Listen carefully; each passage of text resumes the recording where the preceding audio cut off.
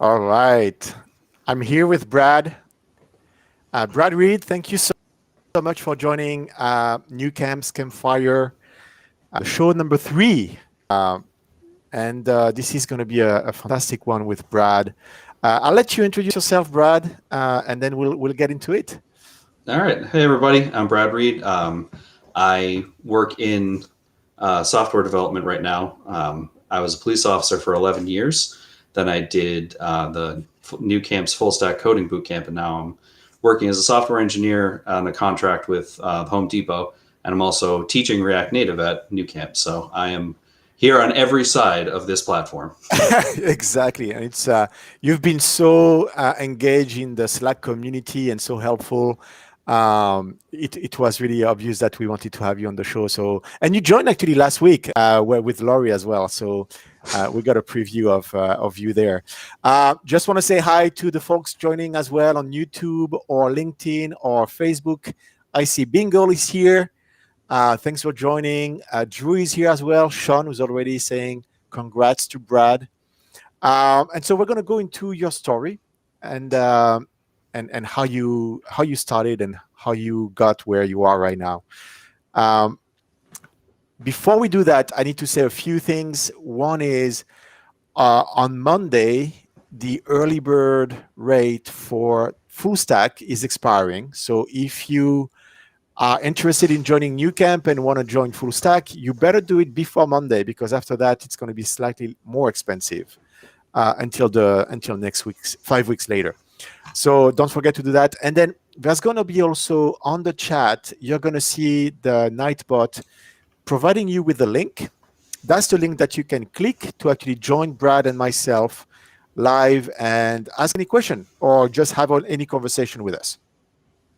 All right. There's a lot of people that are here to support you, Brad. That's pretty cool. Yeah, So do what I can to bring our numbers up. thank you. Thank you for your service. um, so can you tell us when you started to be interested in the world of coding? Well, that's actually kind of interesting because I first learned coding. The first coding language I learned was QBasic, which makes me sound a lot older than I am, but it was old when I learned it, to be fair. When I was in sixth grade, and my school had a program where we did HTML, but it was back when it was like basic HTML. There was no styling, there was Yeah. no JavaScript, anything like that. JavaScript was just being introduced, but so I learned that stuff then, and I was always really good with it. But then I actually wanted to be a marine biologist when I was little, but my mother has a degree in biology and has never used it in her life, and she's 70 almost. So I was like, yeah, that's not going to work. So I'd always wanted to do, thought about doing things like policing. So I did that, and I got a bachelor's degree in criminal justice from the University of New Haven with a Gotcha. minor in Russian and a certificate from Moscow State University in Russian. Oh, you lived in Russia then? For a couple weeks. It was a very quick 9 hours a day classes in Moscow State, which is very hot in June, by the way. It's Oh like yeah, 95 degrees every day. yeah. Um, and then I was a police officer. I didn't really like it that much. I had a lot of internal issues that we won't get into. And then I was like, you know what, maybe I'll go back to school. And one of my friends actually told me I should go back to school for computer science. I was like, yeah, I'll Oh, stick something that I already know that I'm more likely to get a job in. So I went and I got a master's degree in forensic science and technology with work in cybersecurity. So then I had the master's degree, and every job that I would find would be such a massive pay cut. I just couldn't afford it. So, like, to work at the state lab here in Connecticut, to start out, they pay like $45,000 a year. And I'm like, I oh can't do wow. that with my student loans. It's just not, it's physically not possible. Yeah. And then yeah, I was like, all right, I'll just stay. I'll work some overtime, pay some stuff off, and then it just kept getting that I never really liked it, so I was miserable. Now I'm on midnight shift this whole time, so that just makes you a miserable person. Mhm. And then the pandemic hit and everything slowed down, and like nobody has anything to do, and you're not going out. So I'm like, all right, maybe I should try to start learning something. And I actually went with Java through a place called Code Gym, which Mhm. is actually in Europe. And Java's hard and Java hates you, and it wants you to know that. But so I was learning Java and I was struggling, and the community was great. They're very helpful. But then I started running into server issues where I couldn't connect with their thing that would check to see if your homework was right. And I was like, this is pointless. So I can't even find out if I'm doing it right. So then I did a Java masterclass through Udemy, and it was one of the ones that was called the masterclass and meant it because it was something like 150 hours long of Yeah. just pure. And it was great. I learned so much. I created a login script. I created a password randomizer that I still use that only So runs hold in the. on. So hold on. Did you finish that 150 hours Udemy class? Yes. Wow. That's big applause right here. That's huge. Okay, cool. So, all right, go ahead. But that's actually in itself pretty impressive. So I did that. I created a few things in Java. I live near Hartford, where every insurance company that's ever existed Yeah. is headquartered. So they use a lot of Java because it's a lot of old systems that they're still running. I'm like, all right, I might be able to get a job. Never heard anything back. Everything for Java and backend required a degree. So I'm like, all right, this isn't going anywhere. Yeah. And then I started learning C# because they give me a few more options as another backend language. And a couple of my friends are actually developers and they work in C# mostly. And so I was learning that, and I actually managed to get rather discouraged. And like, I just kind of quit off. I actually never finished the C# course. I finished the Git course I did. I finished the course on basic public static void main. Give me PTSD there. I finished the coding that I did on my phone for fundamentals for web development. I actually enjoyed that a lot more. So like, all right, C# and Java, like they're not really, they don't really seem to be my thing. I like the web development more, and maybe I should go that way. And Because you were in the back end for a long time, right? Java, yeah, C#, all of that, it's back end stuff. And then you finally discovered the front end and the UI, and you liked it more. yeah. So while I was at home and doing all those Udemy classes on Java and C#, while I was at work on my lunch break or when there was nothing going on, I was on my phone on an app called Mimo learning HTML, CSS, JavaScript. I was like, all right, I like this a lot better. And when I still couldn't get any jobs, couldn't get anyone to call me back. I couldn't even get anyone to reject me. I just never heard anything. Wow. So then one of my friends, the developers, like, maybe you should look into a boot camp. People might take you more seriously because you're willing to pay for it. And so I was like, all right. And I looked into a couple. And to be honest, this isn't the first one I applied to. I actually applied to one that made me take a personality test and then made me take a very comprehensive code test. And they were rather standoffish at the fact that I'd learned Java. It was really weird. And they're like, yeah, no, we're not going to accept you. I was like, okay, that's odd. Don't take my money then. And then They did not accept you? yeah. Do you know But why? no, because the weird thing is after I started New Camp, I actually got a text from one of the guys that interviewed me asking where I went. And I was like, you guys told me I wasn't getting in. So what do you mean? Where did I go? So Okay. Yeah. yeah. They got mixed up. Yeah. Yeah, absolutely. And that level of organization obviously doesn't bode well. And I ended up landing on New Camp because, again, I was working full time, working midnight shift, and a lot of the local boot camps, so like the one through Yukon, is $10,000. But that's close, and that's actually less than a lot of the other ones. But they wanted to meet 3 times a week, and they wanted to meet at like 10 o'clock at night. But I was leaving my house at 10 o'clock at night to get to work for midnight. So I'm like, I can't do this. And I saw the schedule that New Camp has. It's once a week. I was like, all right, that I can probably swing that. It meant that every Saturday morning I'd drive an hour home, get in this chair and sit and do a workshop and then go pass out and go back to work, which was terrible, but I did it. Oh, wow. Yeah. So, I landed on that and I wanted to do the full stack camp because I'm like, all right, I've done some back end work. I should do full stack. I want to get more into the front end work. And, I went from there and, well, as I say, the rest is history. So let's go back. So that was a really impressive path that you walked us through, from your graduation from college to your master to your job as a police officer.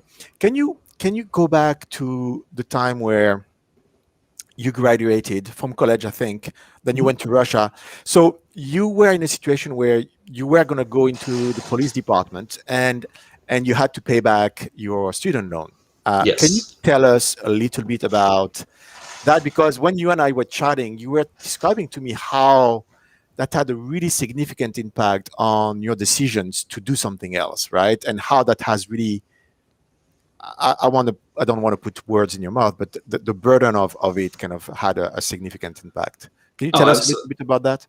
Absolutely. I referred to myself as a financial hostage of the police department because I was making enough money to pay everything, but I had no savings. I couldn't survive. My student loans just for my undergrad were $151,000. And it was $1,100 a month that I was paying. And I'm like, I can't, I think this is nuts. And that was part of the reason I wanted to go back and get further education, try to get a higher paying job. Little did I know the jobs I was going for actually paid less. So yeah, I really tried to stick it out because I'm like, I can't really afford to change or do anything else. I can't afford to survive unless I stay and I'm able to work overtime. And it was a lot because there were weeks where I was working like 60, 70, 80 hours a week. There were times where, and of course there were times where it wasn't my choice as well, like where I was just like, yeah, you can't go home. We need you to stay, or we need you, or you need to go photograph that crime scene instead of taking your lunch break. I'm like, great, thanks guys. So yeah, it was a lot. And then my other stupid decision was was financing my master's degree on loans as well. I got massive discounts, so that one wasn't nearly as bad, but it ended up driving the cost close to $2,200 a month, and I was able to go on an income-based repayment, which brought it down to $1,700. And Jeez. then I decided that I was like, this is literally impossible, and I started making too much money to get the income-based repayment anymore, despite how much it was. So like, all right, I have to refinance. I refinanced it twice, and it's down to now back to 1,100. So it's 1,185 a month that I'm paying in student loans for a degree I'm no longer using. And you've been paying back that loan for how long now? I was a police officer for 11 years. I graduated college in 2009, so I've been paying that much money since 6 months after I graduated college. I took when I was in grad school, all the ones that were federal So were automatically 12 deferred. years. So yeah, Yeah, 12 years now. 12 years I've been paying those. This And is the thing that for me, I mean, I've been in the US for almost 20 years now, and I've really started to be aware of that challenge. I guess with like everyone else, listening to the news and hearing about the student loan problem, but I never really grasped the size of the debt. Like I thought it was 30,000 that people would owe 40,000. I never really thought that it could go as high as 150K, 200K. I mean, you're paying a house. yeah, and the worst Uh, part is the interest rates. So one of them, when I took it out, was 0.75%, as in 0.75% yeah. loan. And before I refinanced, that one was up to 12%. Oh, these are variable interest rates as well. Yes. Oh my God. So, okay, you know why? I mean, New Campus. The thing is, you don't need an expensive education anymore. So here's the thing. I understand why you will pay that much money for an Ivy League education, right? You go to Harvard, you go to Yale, all those big names, you're going to pay tons of money, but you have some sort of guarantee that it's going to pay off after that. Right. Everything else, right? Everything that's below that, that really is giving you the education that you will expect on Udemy. The whole model is broken for that level because you should never be in a position to owe that much money for, learning the basics of computer science or finance or business or and maybe there's some hands-on, I guess, that you had to do to be in a criminal justice system, but Yeah, it's for crazy. my degree specifically, we did a lot of like crime scene work. We did a lot of Yeah, photography work. We did hands-on things, so it wasn't just in classroom. So yeah, it was good to get me hired, but and then a job that I ended up hating. So yeah, was it worth it? yeah. I hear you. Hey, so Nightbot just published a link here.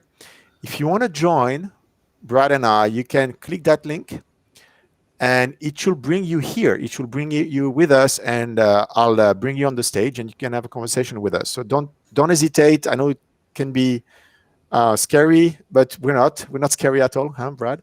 So you'll be welcome to join and have a conversation with us.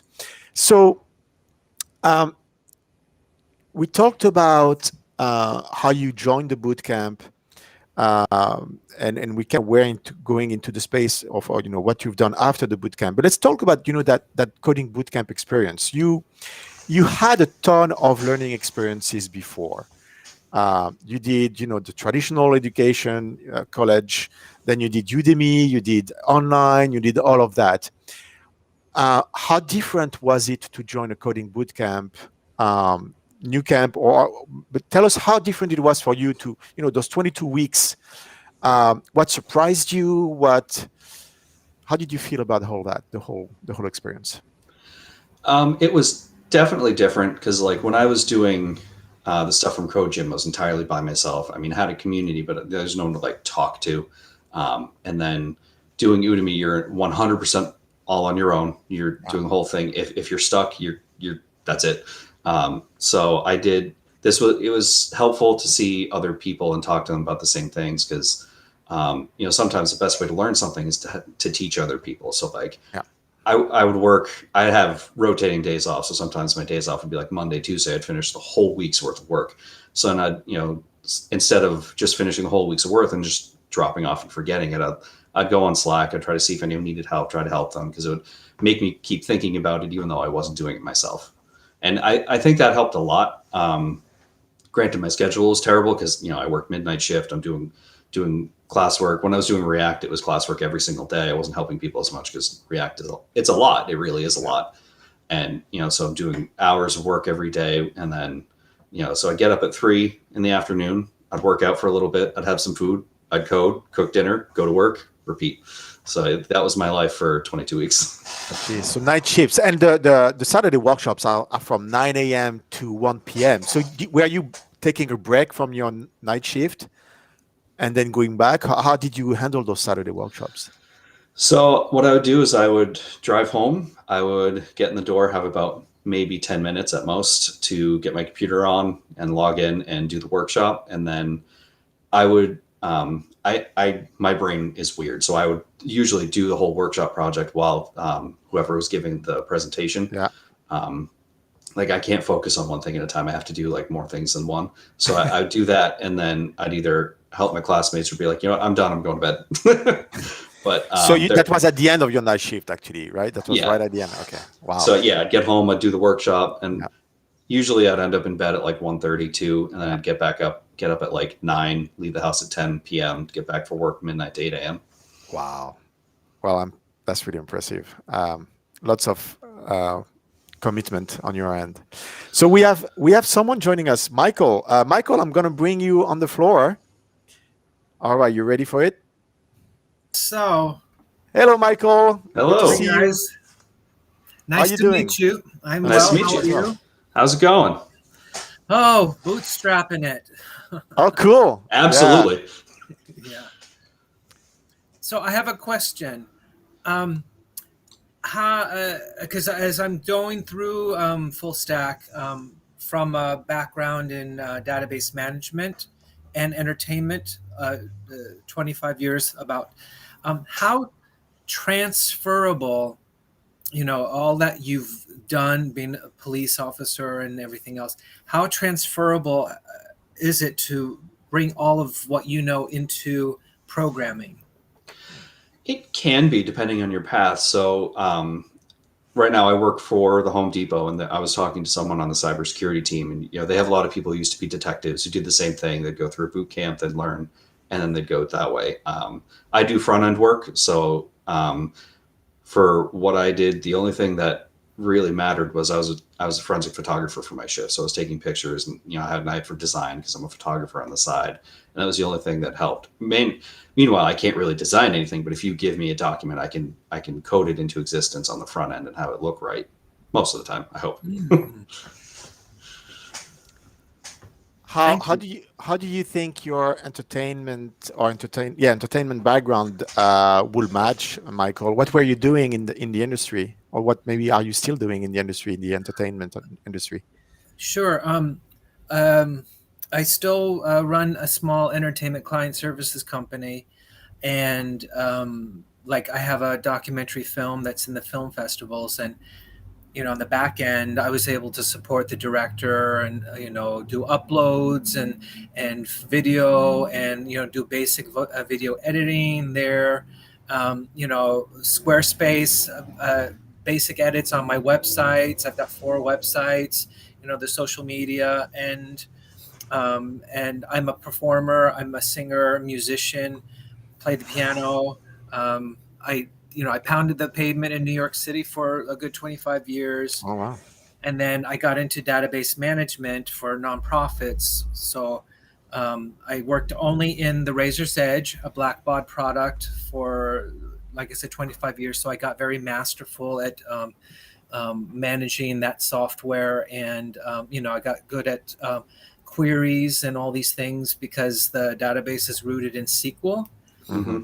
And I always had, because I'm a creative, I'm like, there's got to be something more to do with data that can be creative, which is what got me into the boot camp that I'm in now. Yeah, I'm a lifelong musician myself. I play bass. I used to sing, but I had throat surgery, so I can't really anymore.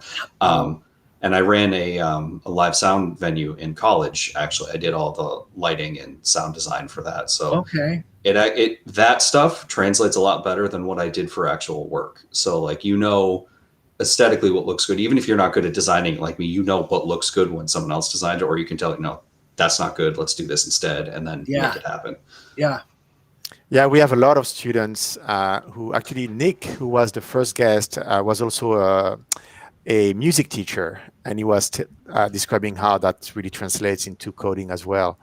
And it seems, Michael, that you've gravitated really quite a lot in the IT industry, from the database, the websites, the post production. So it feels like you have a natural for and an interest in that space, which is already a lot, I would say. Having that interest, that drive, is often what actually makes you continue to commit and to continue to learn as well. So yeah, yeah, enjoying it. I like the problem solving piece.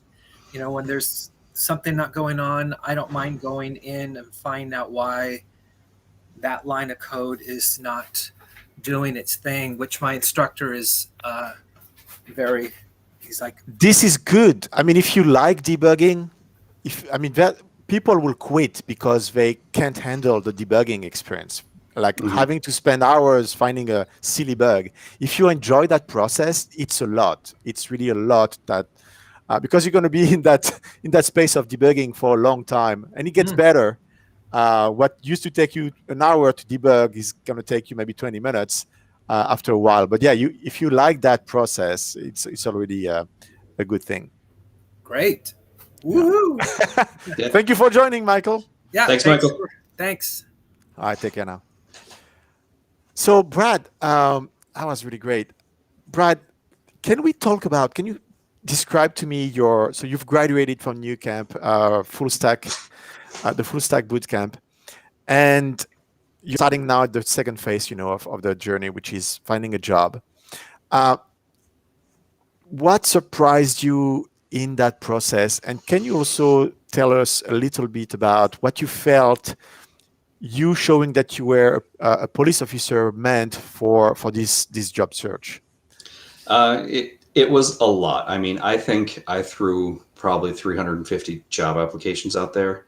I got a total of 4 interviews. So I actually got some that specifically listed the fact that I was a police officer, or they said that my employment history was problematic, that for the reason that they weren't going to give me an interview. So I ran into that, and I actually hooked up with someone on LinkedIn from New Camp who had graduated previous to me. She had run into a similar issue. She was a dispatcher, and she took it off her resume, and she actually got calls back.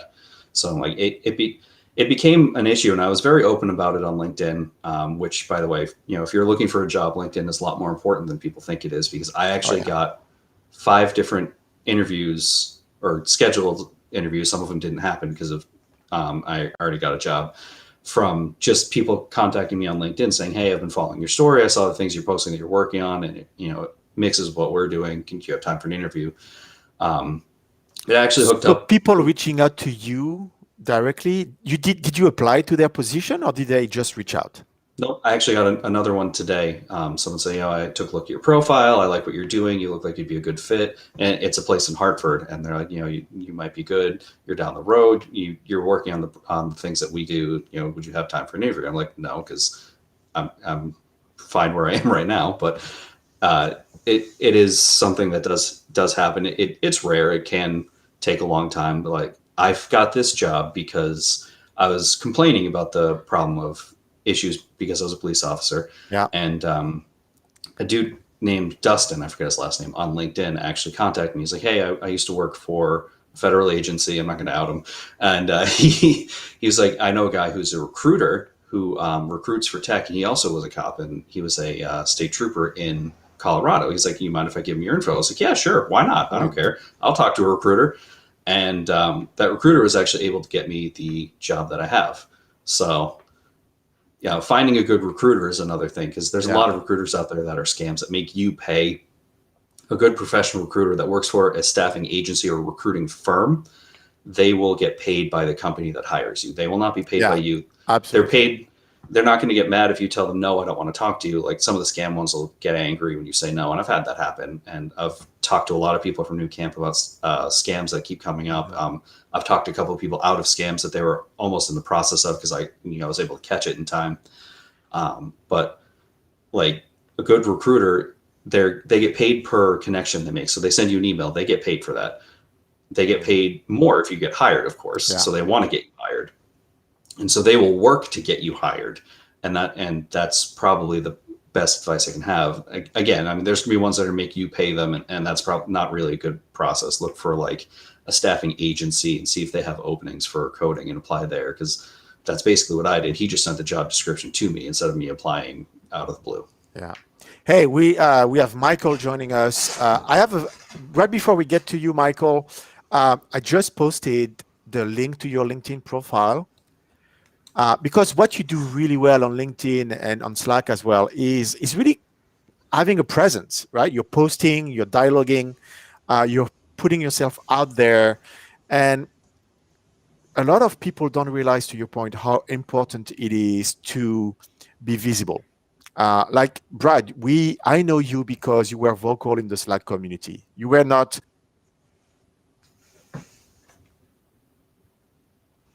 Uh-oh. Did we lose Ludo? I think we lost Ludo.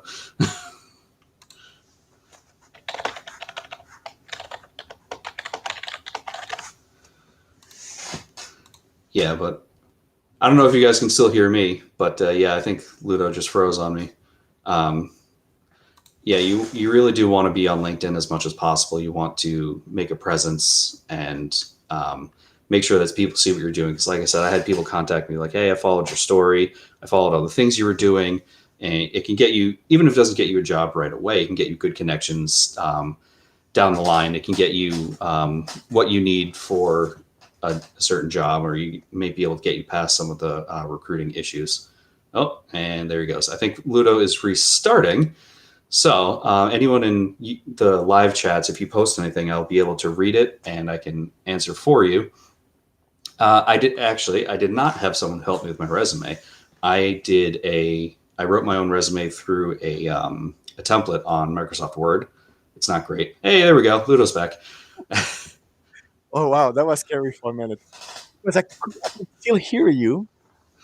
And then I couldn't hear you anymore. So, all right. I don't know where where I lost you, but we still have Michael. I think I can still bring him in. So let's go for it. And did everyone stay on the stream? I guess, right? I was the only one left. Okay. All right. Yeah. Hey, Michael. Hello, Michael. Come on. Happy Friday. Welcome. Yes, Happy Friday. Yes. Happy Friday. How are you doing? I'm doing great. I had surgery yesterday. I'm recovering today. Ready for workshop tomorrow. Oh, so you're a student? I am a student. I'm doing React right now. Okay. Yeah. That's a tough one. That got interesting real fast. Yeah, exactly. It does. You're getting to the real meat of things, right? Yes. So, do you have a question, Michael? Do you want to have a conversation on a specific topic with us? I had a question for Brad, and I sent him on Slack a preview because of his schedule and everything going on in his life. Like, what kept you going? It's like, how did you find that gumption to just like, I'm gonna keep doing this? There were a lot of things. There were a lot of internal problems I had. early in my career, I ended up testifying against a supervisor, and it all went downhill from there. So there were a lot of things like that, and there were, I didn't like driving an hour to work every day, and that was motivating me. I didn't like the job. I didn't like how many times people tried to kill me. I was done with that. And it was driving me to really like get out and do something better. And it was, and not to be super cliche, but I mean, there's things that you see that you can never unsee. And there's a certain point you realize that if you keep going, you're going to break. And I decided I wasn't going to let myself get to that point. So I was like, yeah, I need to find something else. Wow. That's awesome. And on a lighter note, what's on the menu for today? On the menu for today, my wife actually took the leftover chicken pot pie, so I'm ordering food because we had nothing in the house until I went shopping today. And I went shopping and I got all that food put away. I'm like, I don't feel like making anything, so I'm going to end up ordering something. So for those of you who are not students, who haven't seen Brad's pictures, Brad is gifting us every once in a while a picture of a recipe that is cooking actually right at the moment. And there's actually a game sometimes where we have to guess what the recipe is about, what the dinner is going to be about. There's actually a reason I started doing that too. Oh yeah, what is it? So it was actually during React, like Michael said, it's a lot. React is probably the hardest course we have. Yeah. And you find yourself getting frustrated. You find yourself sitting at the computer, staring at it, figuring out like, what is this? Why can't I do this? And the best thing to do is to walk away. So what I started doing is I started posting pictures of food and things like being like, hey, and I'd put in originally like, take a break, go eat a good meal. And here's a picture of something, and people would start talking about it, and it broke their concentration, which helps maintain your mental health and helps you learn a little bit better because you're not freaking out. You're not stressing over it.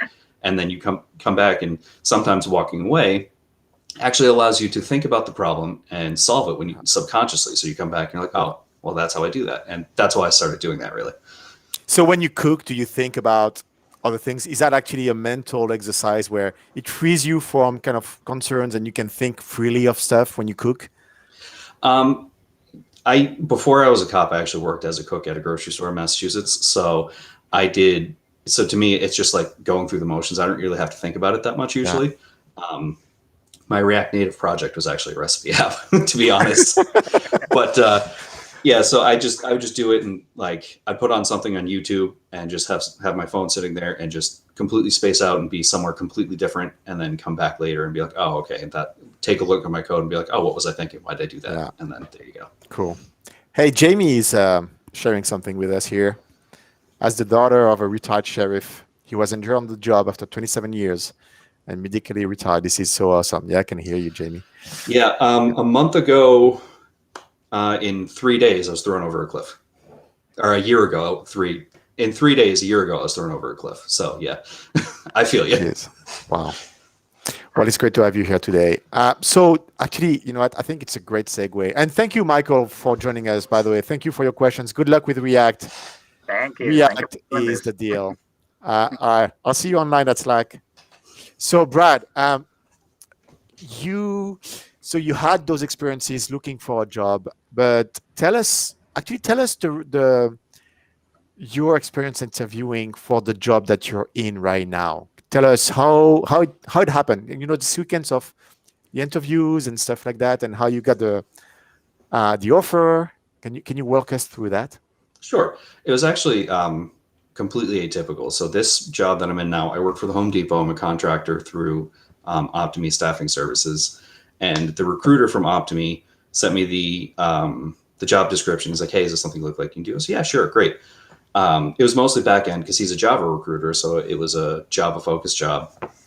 And the day of the interview, it was a Monday, I believe. He and the account manager for the Home Depot account were guiding me through, like telling me questions that they'd ask, things and hard questions in Java, and saying that like if you're a junior, you have no experience, they're being a little bit easier on you, and if you're a senior, they're asking you hard questions. If you get it wrong, goodbye. So they're like, you have a little bit of leeway. And I get into the interview, and I'm interviewed by the guy who's my senior developer now, Steve. Great dude. He sat down, and the interview was well over an hour, because the way it said specifically in the job description, it's going to be one interview, so you only have one chance to prove yourself, and it's going to be long. Wow. and it was long. So he asked me about like my experience, my education. He asked me, specifically what we learned in boot camp, and then we went through. The job is in React, specifically with TypeScript. So we did a lot of questions. He's like, do you know what's the difference between TypeScript and JavaScript? What do you know? What are some lifecycle methods in React, and what are some of the newer functions of the newer versions of JavaScript, like ES8, ES9, some of the things that aren't necessarily in full production yet, but do you know about them? Do you know where it's going? Questions about my ability to problem solve, which it was a question about like traffic violations. So it was hilariously specific. And I actually made a comment about that, and I was like, and they, we went through, we did all that. And like I said, it was well over an hour. We went into it. There were some questions I straight up didn't know the answer to, if I'm going to be perfectly honest. And what I did was I asked him, I was like, all right, so I don't actually know that. How would it be used? And he'd actually type out and send me code snippets of showing exactly how it is used or how it would be used in the program. I was like, okay. And then I would associate it with something I knew or how I would use it and go through that.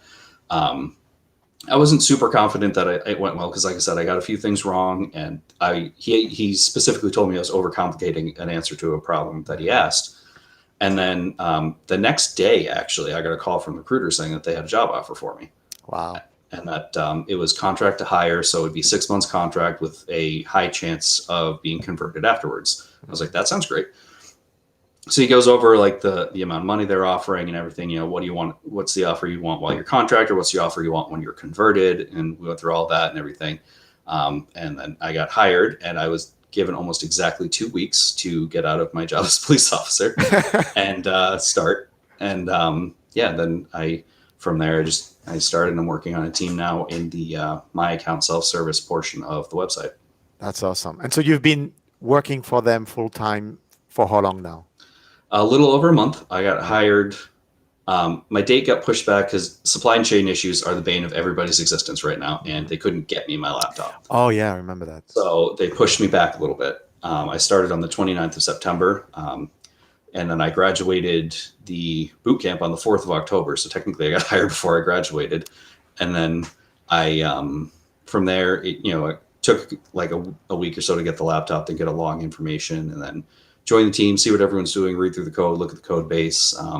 Obviously, I'm a brand new developer. I'm new to the team. I'm new to the company. I'm new to development entirely. And everyone's been very patient and very good with me and answering all my questions that might seem ridiculous.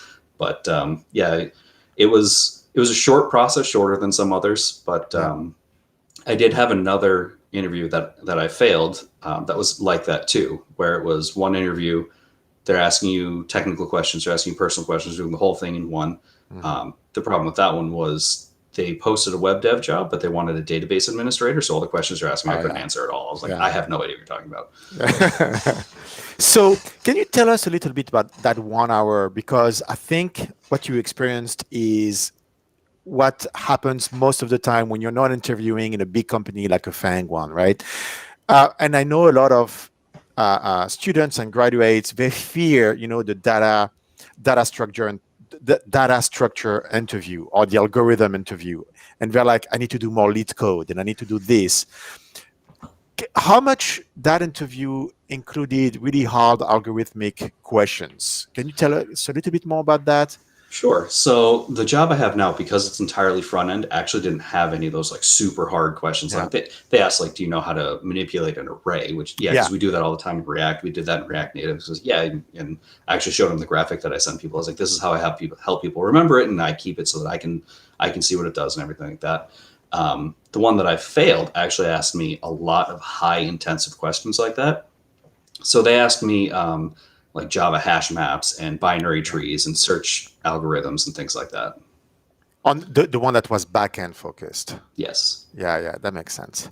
Gotcha. So how do you like it? It's been a month.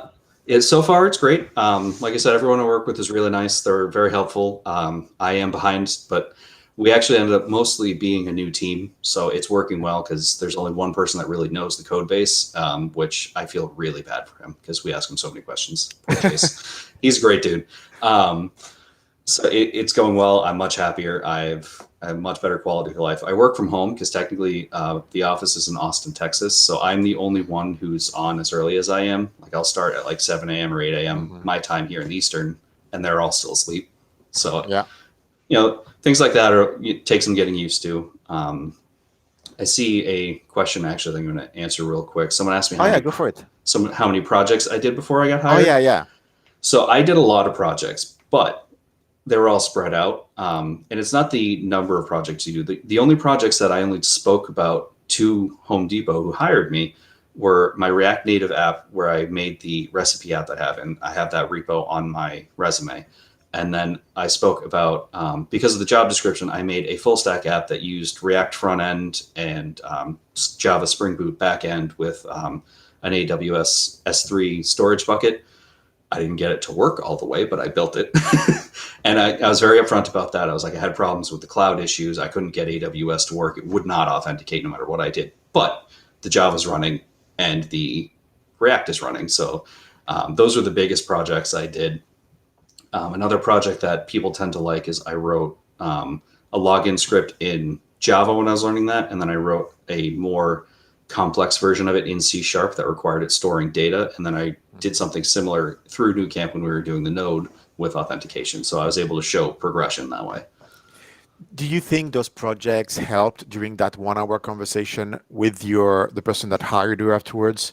Or did it help in general as they were thinking about hiring you? Like, did they check out those projects? How much do you think it played a role? I think it mattered more getting the interview than being in the interview. He did ask about them, and I described them, of course, because he wanted to know, make sure that I knew what I was doing and I just didn't copy a video. So they asked, I think that matters more. One, when I was posting that I was working on Node and then I was working on that full stack application, I called it a 1-day build. It was supposed to be 2 hours. It took me 6, which was brutal. And someone actually contacted me off of that specifically saying, hey, I see you doing all this stuff, and would you be interested in giving us an interview? We have a job for React Native. I was like, yeah, sure. I agreed to the interview, did the interview. He said I did great, never called me back. Okay. There's another question that I saw earlier. Oh, yeah, there you go.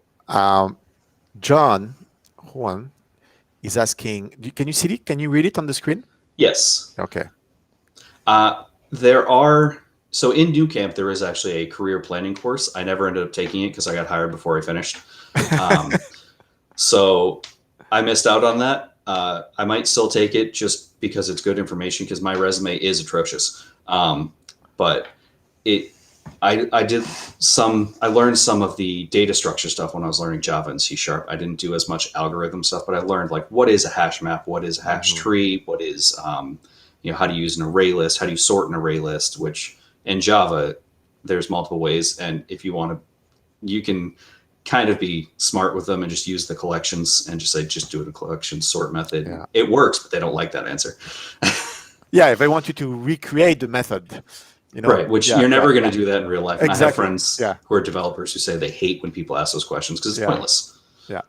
I mean, my point when people think about those type of questions is, are you aiming to be a software engineer who's going to build the new Windows or the new Microsoft Office?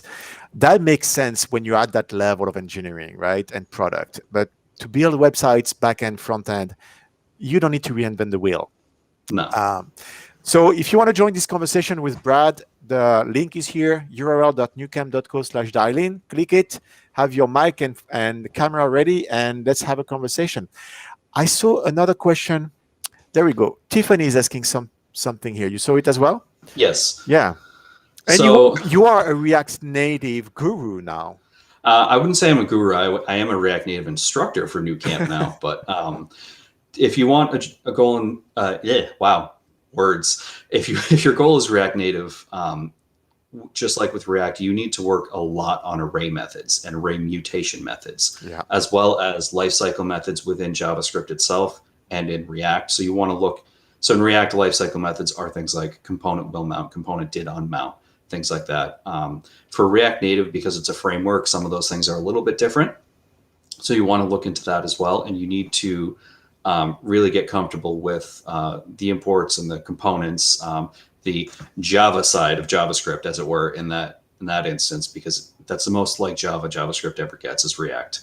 So you want to look into how do you map an array to something so that it displays? How do you destructure an object so that it displays each individual part? How do you take the spread syntax and insert something into an object without completely changing the object? Those are the things that you need to look for. Great, thank you. Michael is trying to type some numbers, not sure why, but there may be a meaning to this. I think I see another another question for you from Colorado Vengeance. You said to focus portfolio on the company you want to run. Yep. So that's exactly what I did. So when I got the job description from the recruiter, I saw that they used their back end was Java Spring Boot. Their front end is React. And so I looked and I built something specific that used all those things for that interview.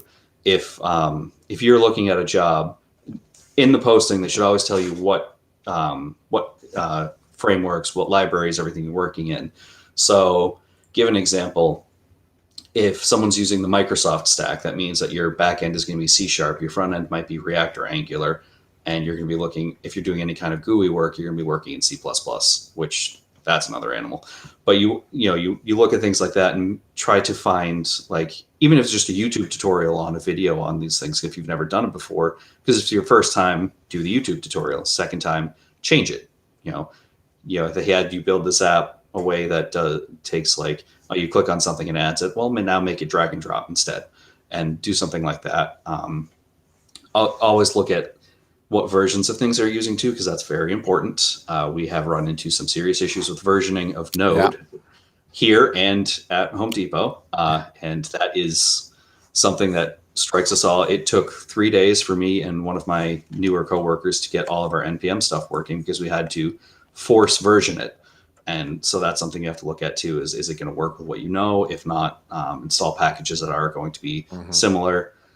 With backend languages like Java, C# and Python, it's not as big of a deal, but like some of the front end languages get new versions constantly and things change a lot.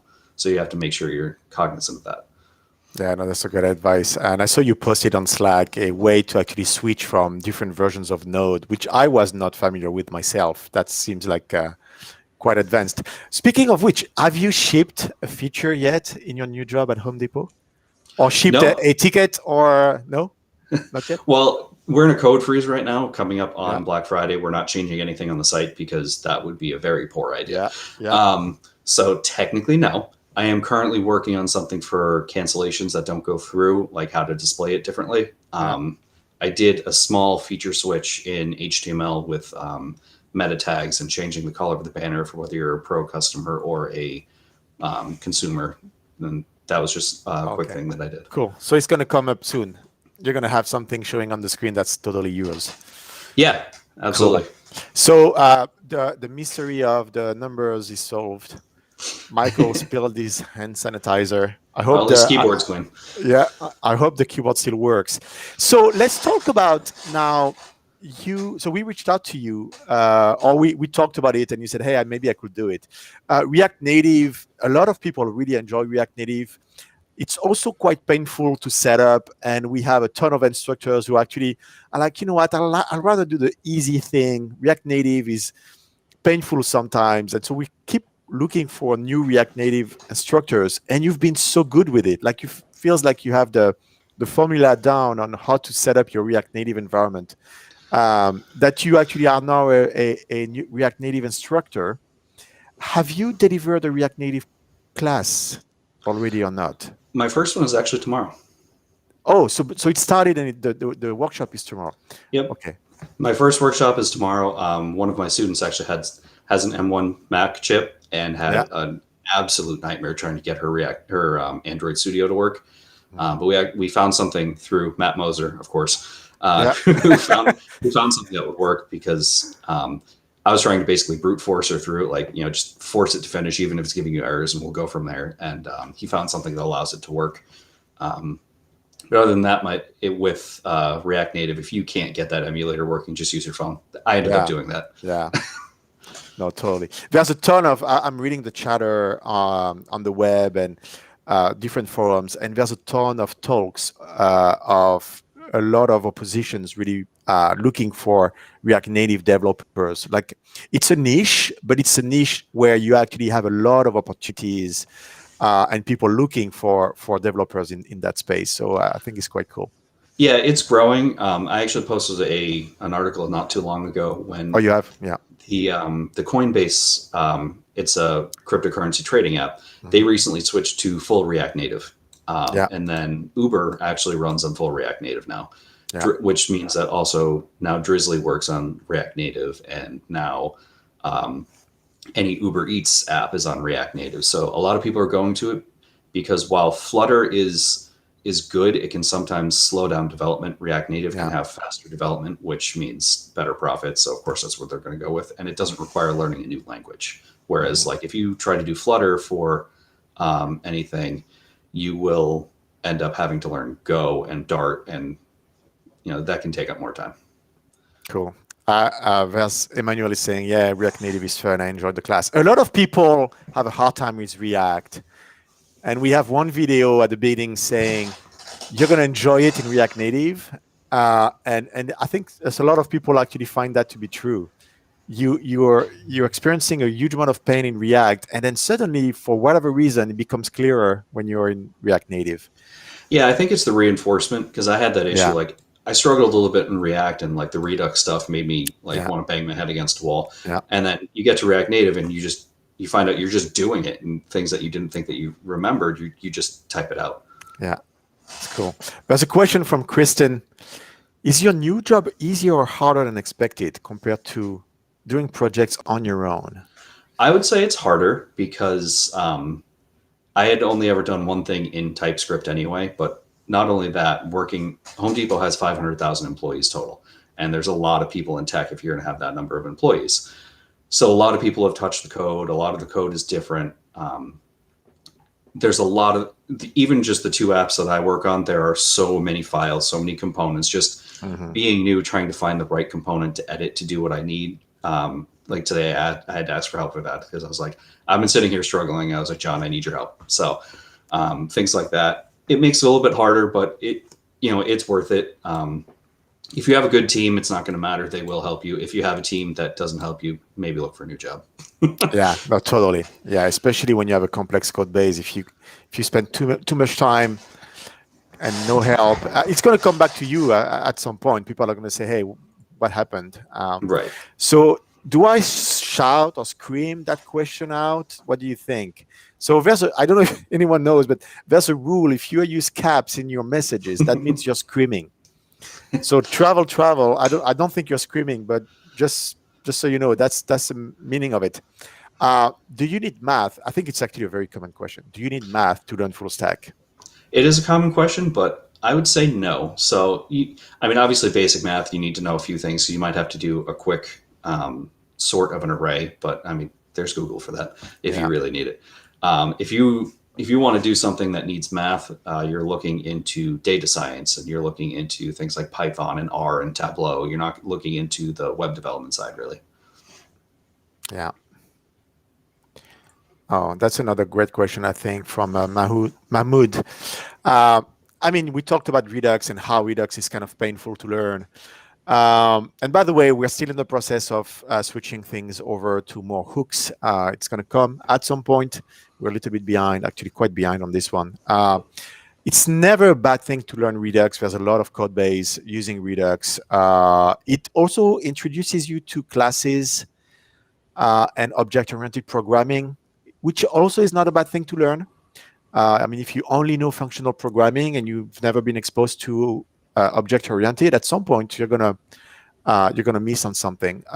So anyway, the question is learning React, but Redux is tough. And should I just continue with React Native, or do I pause and really work hard on getting a good understanding of Redux first? What do you think, Brad?